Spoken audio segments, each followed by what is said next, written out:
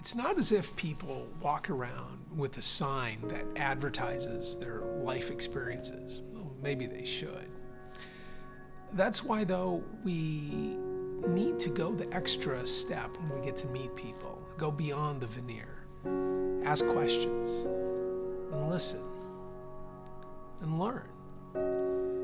I'd like to introduce you to a guy who, just on the surface, he's got a charming accent, an infectious giggle. But if you ask a few questions and listen and learn, you soon find out he was a warrior, an aerial knight of World War II, an eyewitness to some of the greatest evil that humanity's ever conjured up. I'd like to introduce you to John Wilkinson, who otherwise you might just know as the Gentleman Next Door.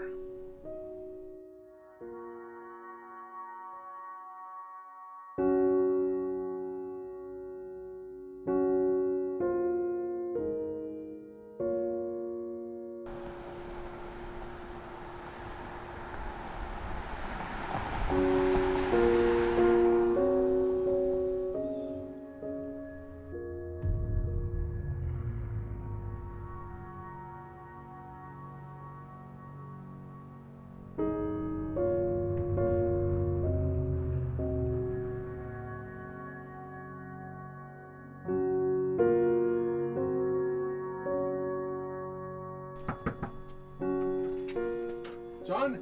Good morning, John. Come on in. Oh, thank you. I will. Thank you.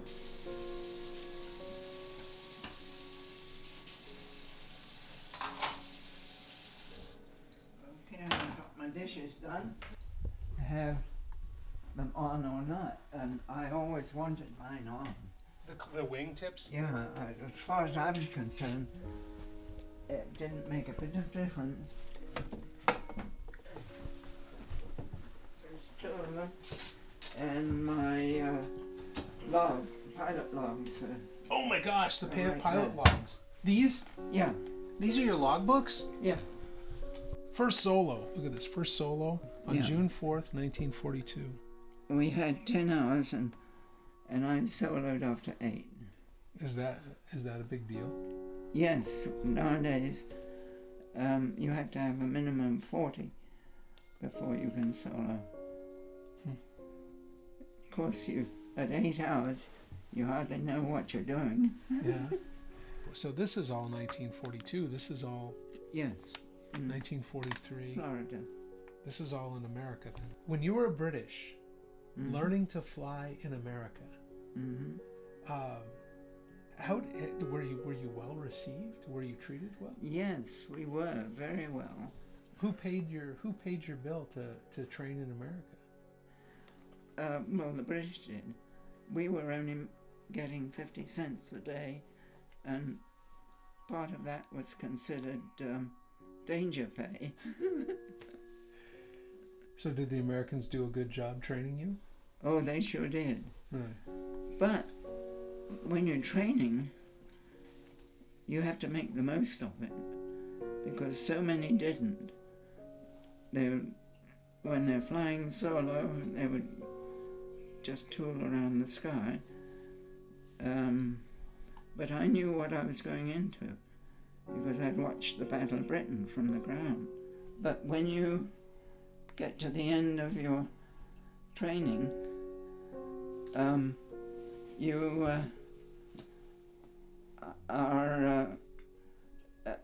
become so much a part of your plane. Sure. Particularly the Spitfire. I really felt a part of it when I get into that cockpit. I really become sort of one with that machine. As you know, the cockpit's very small, and I'm kind of small, but I could reach everything I needed to, and I could do anything that would come to my mind to do.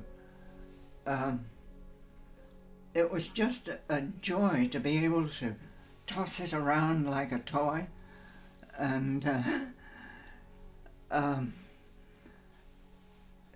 just do sort of impossible things, you might say.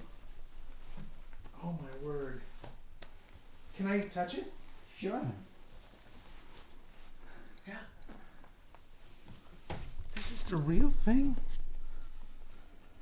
Oh my word. We wore this around our necks.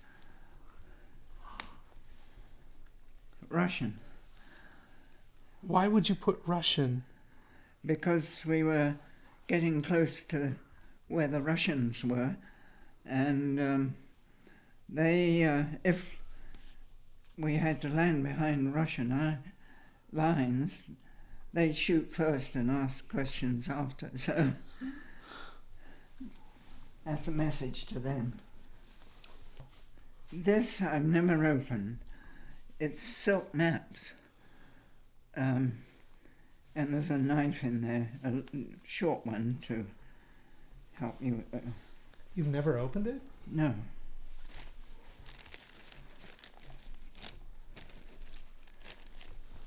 Oh, wow.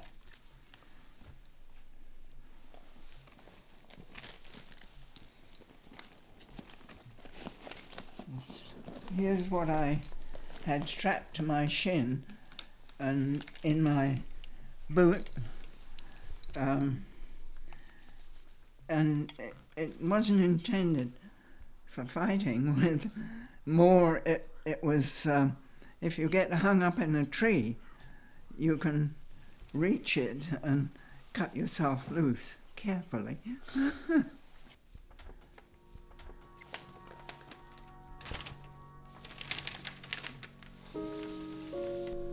We were situated here overlooking the Romney marshes, and in our spare time, now the V1s were coming, and we had this, commandeered this huge mansion, and it had a patio out in front and a short brick wall, and we'd watch the V1s coming, and on the guns at the coast, they would be firing at them. Once in a while, if they hit one, it would come down and explode right in front of us. We would watch it and then duck behind the wall before you could see the blast wave coming, and just duck down behind the wall. You laugh. Yeah, well, that was sort of sport for us. Then we moved up behind the front lines, the British Army, and that is where one of Hitler's death camps was.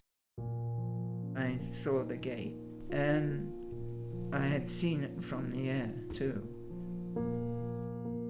It was Bergen-Belsen, Yeah. which is just out by the town of Celle. They're like walking skeletons, and it was awful to see them. And the press was there documenting it all, and they were staying with us, so I got to see all of their pictures too. Sure. But I just felt that they didn't want to be gawped at.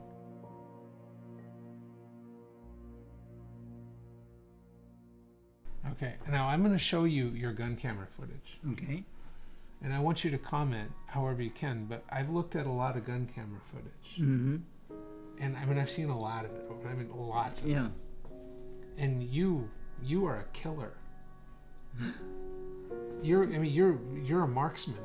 Okay, combat film here. You've seen this before. Yeah. Okay, what do you remember this? What's going on? Boom! Yeah. Look at that. I mean, you're hitting him a lot, and it's so fast. Yeah.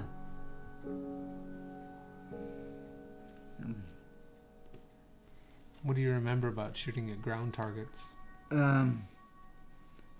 Trains are engines are kind of fun. Why were shooting trains fun?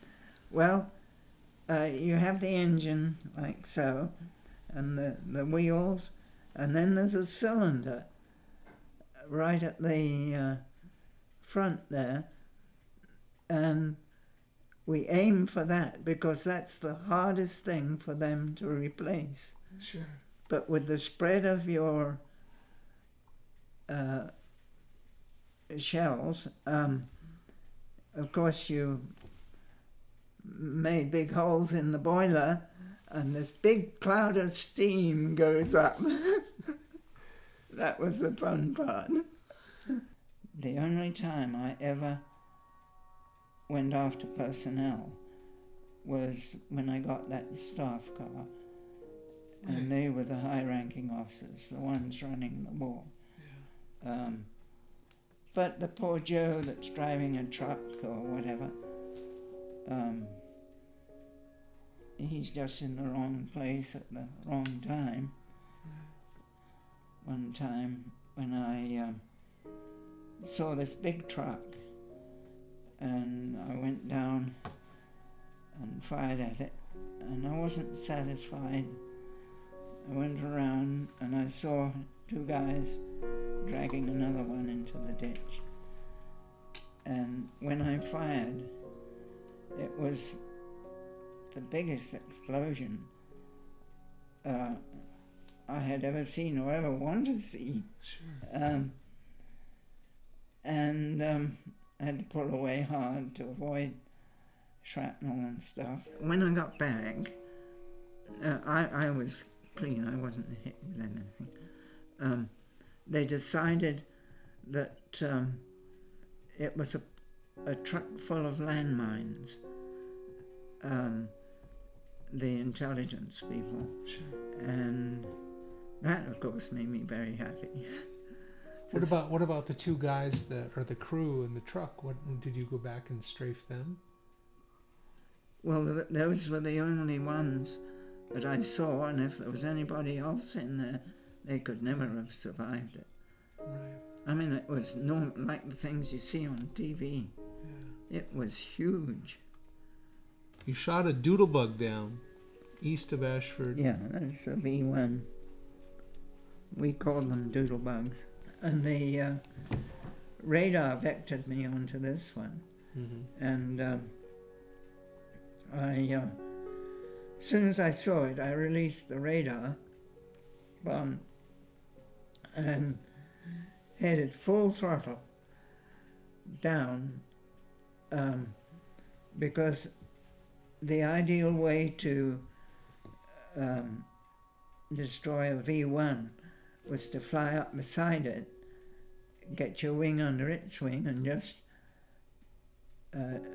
flip it, which topples the gyros that control it, and it goes and explodes in a field.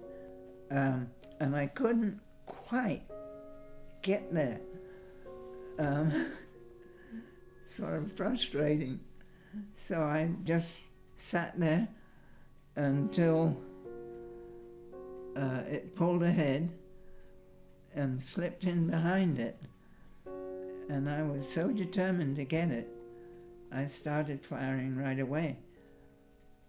The recoil from my guns cut my speed immediately. Sure.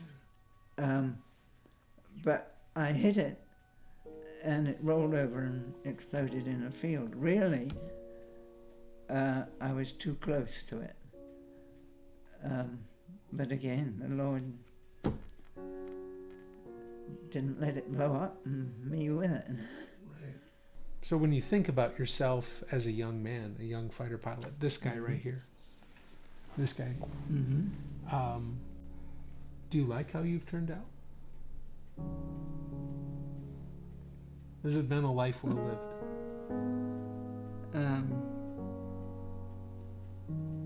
On the whole, I think so.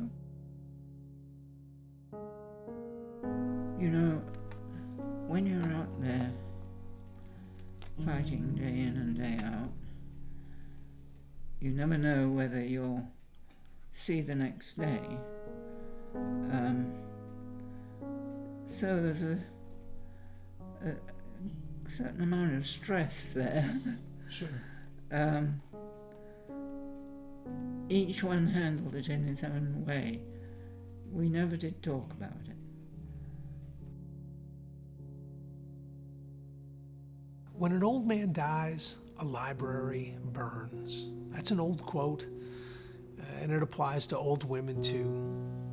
But it evokes these images of sadness, because no one likes to think of somebody's whole life, memories, experiences, wisdom, knowledge just going up in smoke. But you know, the sad thing is, most of the time they've never even been checked out. My meeting with John was all too brief. He wrote a book about his wartime experiences, and I read it. It's a good book too, but I wanted to learn more about his upper crust English upbringing. I wanted to learn more about his Christian faith. I hope that John's story inspires you to check out the libraries in your life.